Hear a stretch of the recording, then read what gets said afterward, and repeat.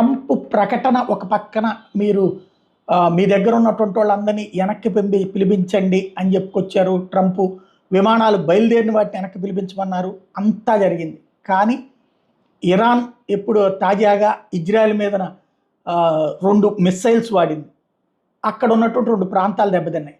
దాంతో ఆగ్రహించినటువంటి నెతన్యాహు యుద్ధ విమానాలు పంపించారు. పంపించగానే వెంటనే వెనక్కి పిలిపించమని చెప్పి అడిగారు. అయితే టెహ్రాన్ మీద మిస్సైళ్లు ప్రయోగించింది ఇజ్రాయెల్. ఉదయం ఇరాన్ దాడికి కౌంటర్ ఇచ్చామని చెప్పి ఇజ్రాయెల్ డిఫెన్స్ ఫోర్స్ తేల్చి చెప్పింది.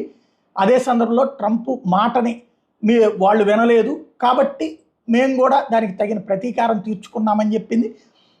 మరొక వైపున ఎయిర్ డిఫెన్స్ సిస్టమ్ని ధ్వంసం చేసినటువంటి ఇజ్రాయెల్ ఇప్పుడు ఇరాన్లో ఉన్నటువంటి కొత్త రాడార్ వ్యవస్థను ఏర్పాటు చేసుకుంటే ఆ రాడార్ వ్యవస్థను కూడా ధ్వంసం చేసింది. ఇప్పుడు తాజాగా ఆ విజువల్స్